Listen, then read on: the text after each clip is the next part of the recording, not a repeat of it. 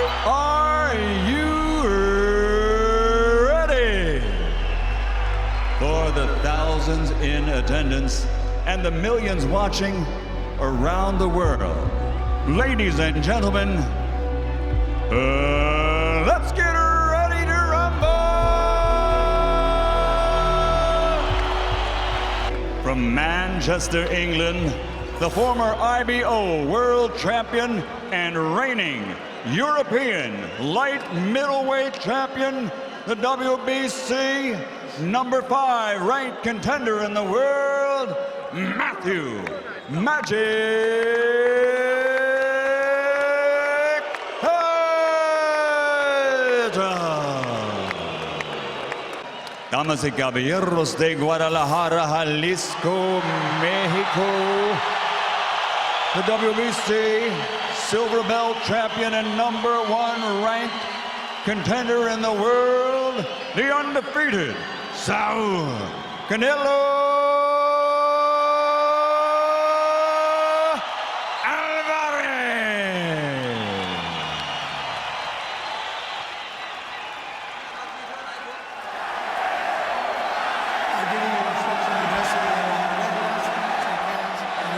Buena suerte. Good luck. That's a stare down. When Wilfred Benitez won the junior welterweight title at 17, he had to beat the great Antonio Cervantes. This is not that, but Matthew Hatton is a proud fighter. He's shown up in shape and to win. And Canelo Alvarez is trying to keep this incredible momentum that he's built up going. Underway, round one. First thing we're looking to see is to see how Hatton reacts to Alvarez's power shots. Good stiff jab from Alvarez, and he throws a hook that Hatton blocked most of. Double jab for Hatton.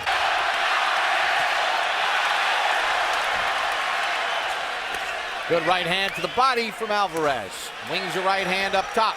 And that's why I say he's a little bit different from most of the Mexican fighters that I've seen in the past. He's not a guy who comes in with mediocre hand speed and mediocre power. He has exceptional power. Hook to the body, right hand from Alvarez, and he feinted and tried to lead right.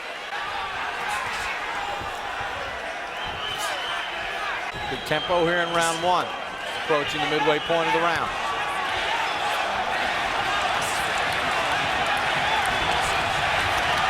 The problem with a fighter like Hatton in a fight like this is that I don't think he has the power to make Alvarez respect him at all. So there's no way really for him to keep Alvarez off of him. He made weight. He came into this fight in better condition.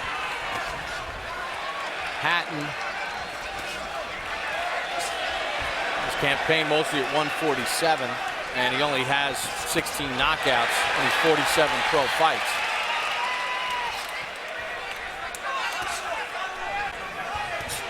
Boy, you like that jab that Alvarez has? He follows it up with a hook. Love that jab. The only thing you have to wonder about a fighter like Alvarez is at this age, is he throwing really powerful shots? And if he is, they will cause him to tire more in the long run if he doesn't get a quick knockout. To a left and then a right hand. 10 seconds. See Hatton's games.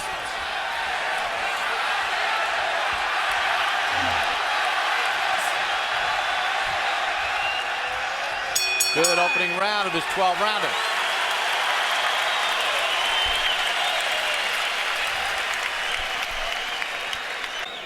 In the first round, Alvarez landed 16 punches according to CompuBox of 59. 13 of them power connects, 13 of 35. Hatton just 7 of 42 overall. Hatton comes out with a double jab and a right hand to start round two.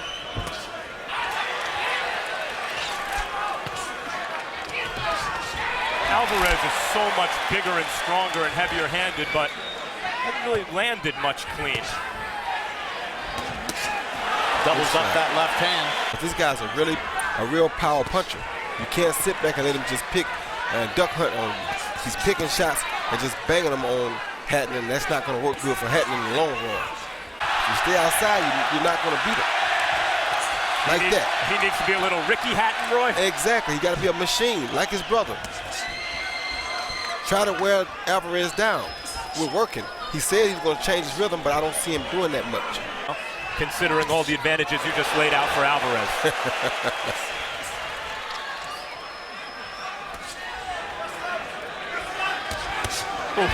Good left hook to the body by Alvarez. Speaking of baseball metaphors, I mentioned before, they thud differently than other fighters. He looks Irish. He is Mexican. He looks Irish, and he fights George Foreman. Exactly. And uses that hook to the body, does Alvarez. Left hand to the chin, right hand to the nose, and some blood from Hatton's nose as Hatton digs in with a couple hooks. Counter right by Alvarez, then a short right inside from Alvarez.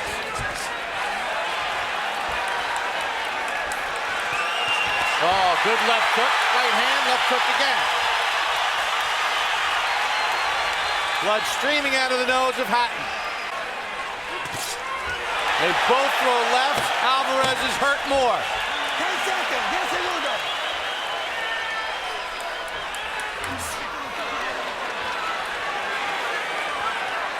No respect at all for Hatton's power.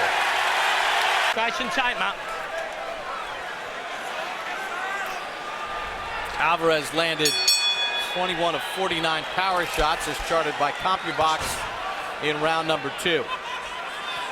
He really started to walk Matthew Hatton down at the end of that round.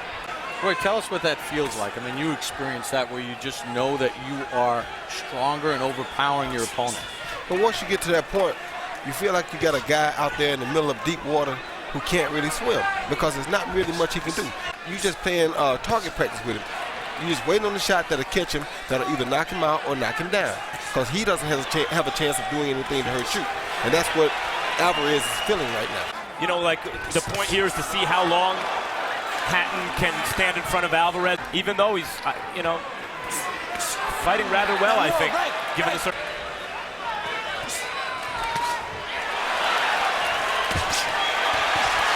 Alvarez opens up, uses that left hook to start the sequence. Hatton rolls off the ropes. Watch your head. Watch your head. Left hand from Hatton, and then Alvarez fires back. The one thing about Alvarez that he will have to change later on is that he's not afraid of getting hit. He does not run from punches at all. I mean, he tries to cover up a little bit, but... Or move from them even. Exactly. He's never really been afraid to get hit. And I noticed that in a lot of his earlier fights. Right clean. A little head movement would serve him well. Stop.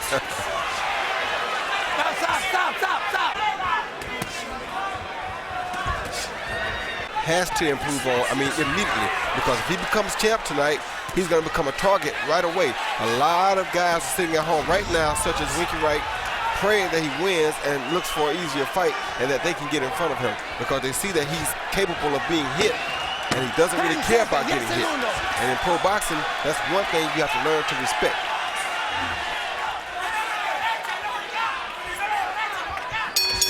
End of round 3. Through 3 rounds, Alvarez has outlanded Hatton 49-16 in power connects, according to CompuBox. As we check in with an unofficial ringside scorer, Harold Letterman. Okay, Bob. 3-0, 30-27, Canelo Alvarez. And you watch Canelo Alvarez in the middle of the round. Man, when he lets his hands go, it's 5, 6, 7 shots at a time, and he lands most of them. I mean, he's a heck of a combination puncher. One thing he does bad, though, he'll move that right hand out to the side, then throw a double left hook. And I think it leaves his jaw wide open. But here's one other thing I want to point out. He's wearing that Japanese boxing glove, winning, supposedly to protect your hands. Now, I don't know if Canelo's got bad hands, but he's got the boxing glove. 3-0, Alvarez. Less puts punches together. And he does have good power, so maybe he's using those gloves for protection. Until July 18th. Talk about the recipe for a great action fighter. A heavy-handed puncher who puts punches together and doesn't move his head. There are going to be some classic wars in his future. A left hand to the body. That one hit the sweet spot. Then he goes with a right hook to the body and a right cross from Alvarez. Doubles up the left hand. Plenty of time to go here in round 4. Alvarez doubles up that left again and a right.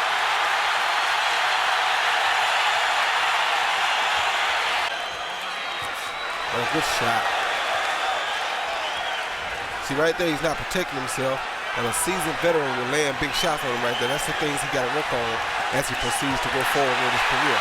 Left, right to the body, right to the head from Alvarez. He got to work on that defense. Well, we know that if he's anything like his brother, that's one thing he definitely is game. Definitely not as hard of a puncher. 10 seconds. Yes, segundo. Second time in Hatton's career he's been cut.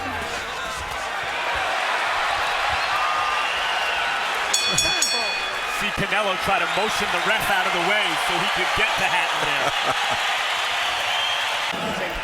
there. Right here you see Canelo come in. He throws a right uppercut followed by a left body shot. A beautiful combination. Hatton's hands were up protecting his head. He never saw that body shot coming, and that's why it hurt so bad. Then Canelo follows with a right hook to the body, left hook to the head, and a right uppercut.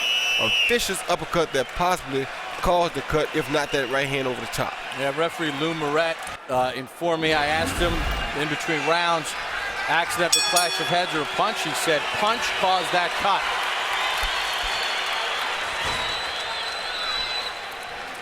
So if this fight gets stopped because of that cut later on, it's a win for Alvarez.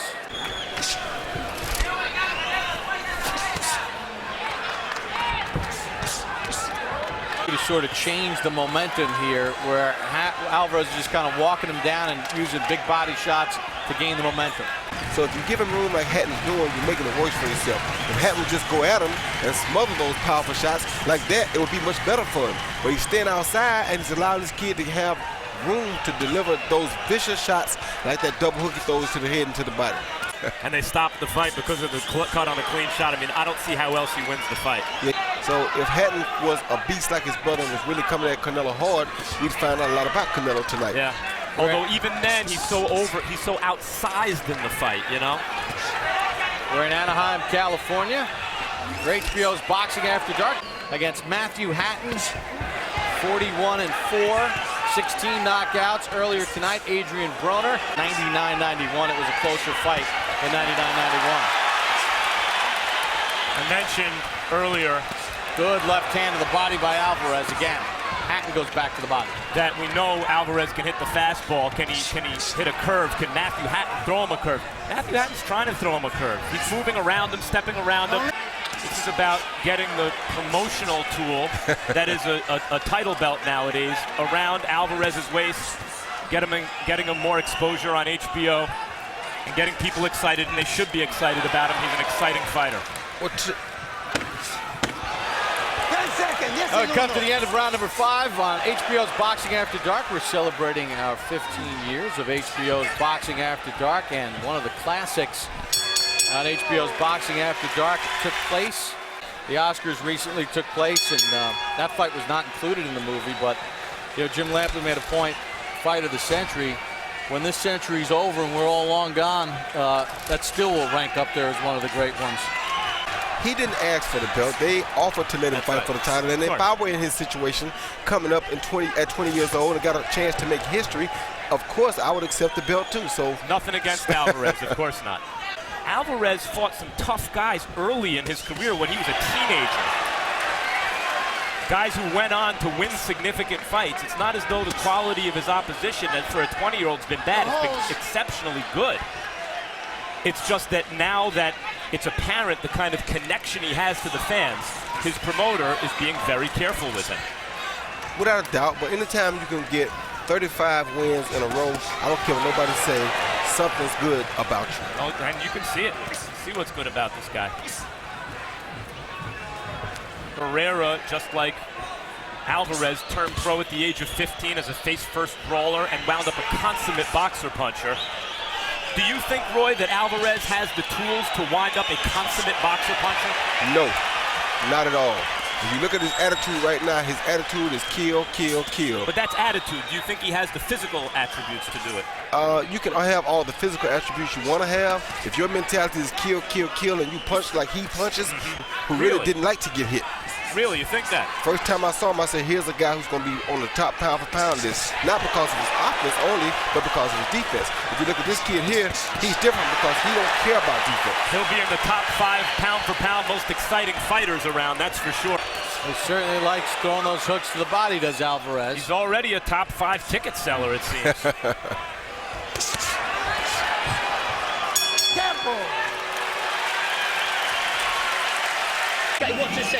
Here's the Alvarez and the hook to the head, that hook to the body with the right hook following it to the body, then coming back with another hook to the head. Beautiful 4-punch combination. We begin round number 7 in the scheduled 12-rounder between Saul Alvarez and Matthew Hatton. Harold Letterman, how do you see it so far? Okay, Buck, 6-0, 60-54, Canelo Alvarez. If the doctor's sitting there and he says to himself, Hatton's taken enough, he can jump in and stop the fight, even though it's not in the Unified Rules of the Association of Boxing Division. 6-0, Alvarez. And it's not as if Hatton doesn't throw back enough. It's just you feel the will of Alvarez just wearing and wearing and wearing on Hatton. What a combination by Alvarez. Alvarez, in certain respects, also showing some patience here. You know, he's coming forward, but it's not like he's just throwing caution to the wind and trying to run over him, Roy. No, he's not. He's being very smart what he's doing. Until that late shot just then. Okay? Okay, good man. Wait. 1 point, hitting him. 1 point, hitting him. 1 point, hitting on the break. Ready? Go. Who did he take the point from? Take it from him? You think he's afraid of the fans?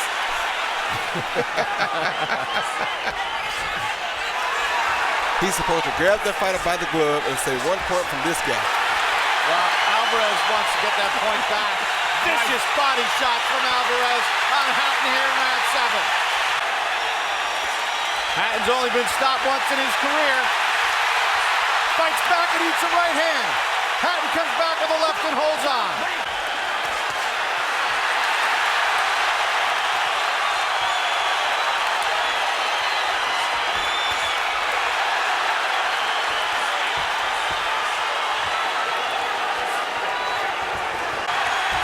Looks like Hatton has weathered the storm here in round 7. Mr. Fight Hatton has been leading all night. This is the safer fight for him. Either get it or get it. I think he's going to get it, Roy.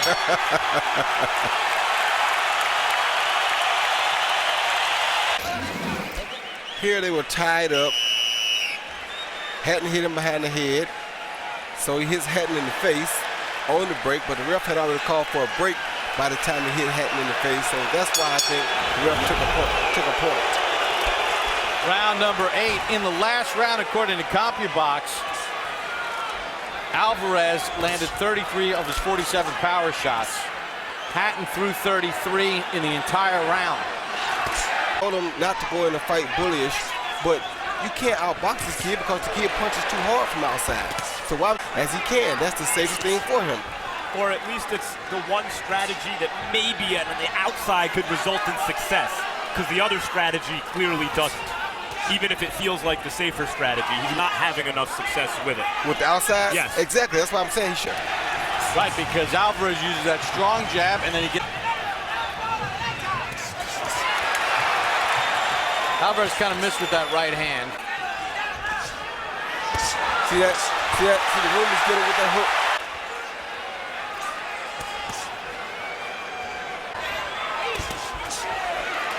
See Alvarez now walking in with his hands down,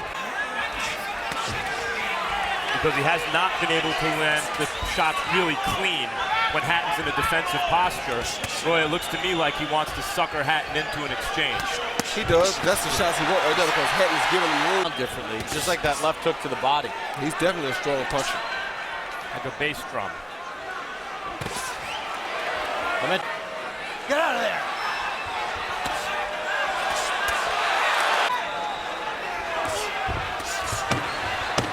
Seconds, 10 segundos.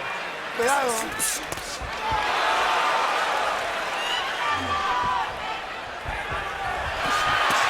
Alvarez opens up at the end of the 8th. Here's a beautiful combination. One, he must have copied off of me. I just can't believe it. A beautiful overhand right, then a left hook to the body that really takes the wind out of an opponent when he doesn't see it coming. I think Eddie Mustafa Muhammad may have had the best left hook to the body until this kid. Cotto, when he was younger, especially with the hook to the body. Too.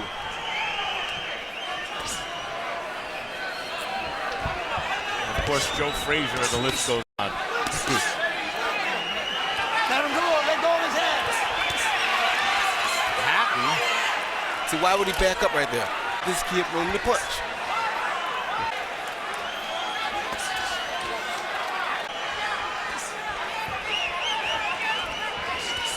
If he were fighting, you know, Manny Pacquiao, Alvarez, something tells me he'd be on weight. As many shots as he takes, that might not be the only thing he'd be on. No, right. This is 16 in this round. Well, Alvarez is a little tired from throwing those big punches too. I told you, big shots take a lot out of a fighter. Seems like whenever he needs to, though, he finds that left hook to the body. Oh, good shot. Good shot. That's what he's been looking for all fight, Alvarez. He wants to catch Hatton in an exchange with a left hook. Hatton landed a good left hook. Alvarez steps in with a combination. Left hook. Hatton showing his grit. Alvarez's power. Good uppercut inside from Alvarez. 10 seconds. Yes, uno.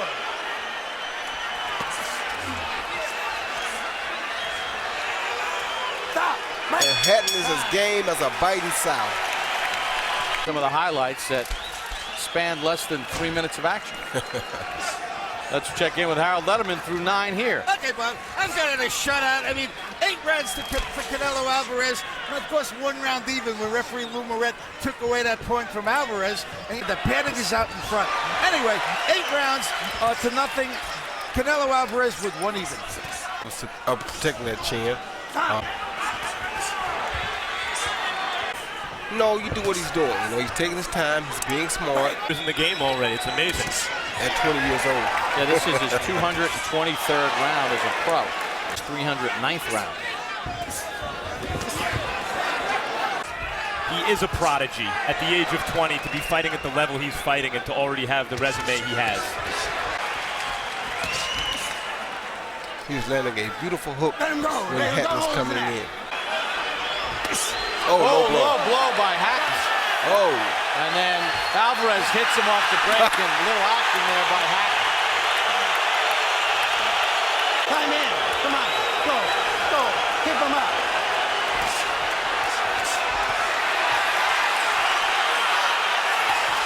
Now Alvarez that hurt him. left and a right. Yeah, that hurt him bad. Alvarez doesn't allow himself to get tied up this time. Oh, he wants to finish off Hatton here.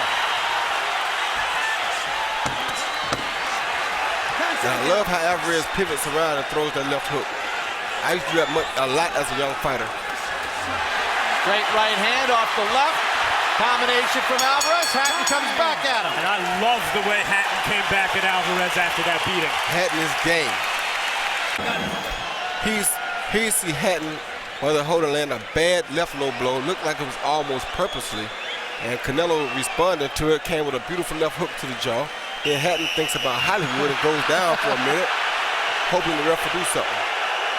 Trying to win an extra point there. Yeah, Canelo comes back and throws a left hook with right hand and lands with a beautiful double right hand right off of that lead left hook. We begin round 11.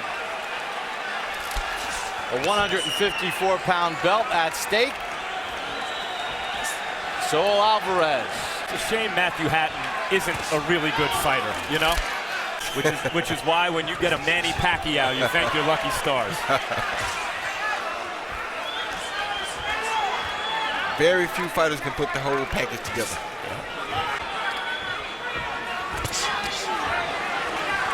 You know what this kid reminds me of? Canelo reminds me of an early Darren Van Horn. Who about 15 years old and became a junior middleweight champ pretty early too. And Barkley ran over him in 2 rounds eventually. Exactly.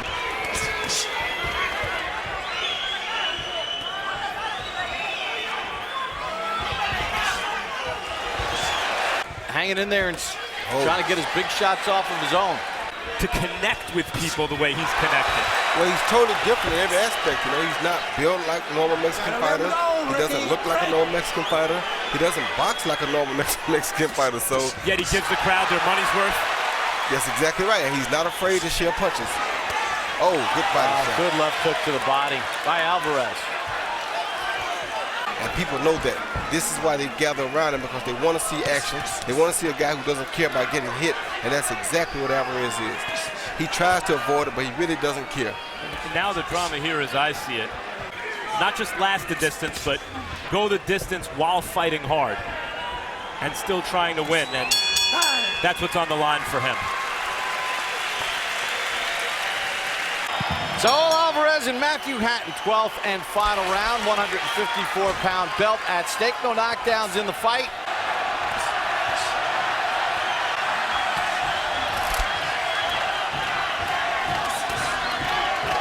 The time to stop fighting the brothers and start fighting the actual guys.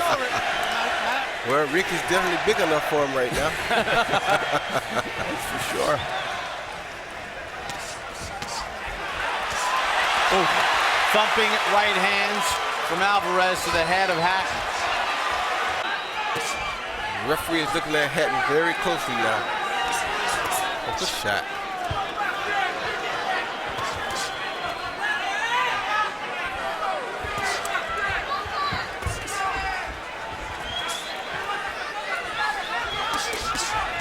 There we go.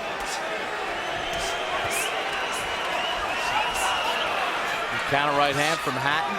With the limited tools that he has, he's given it one heck of an effort. Yeah, I mean, he changed the story of the fight from can Alvarez stop him to can Hatton go the distance.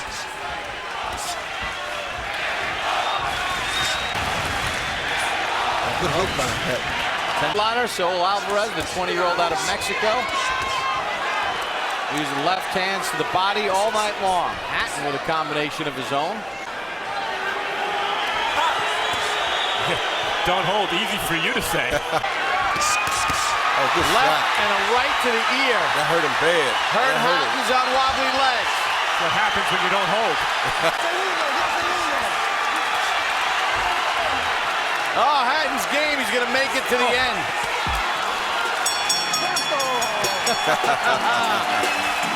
Damas y caballeros de Guadalajara, Jalisco.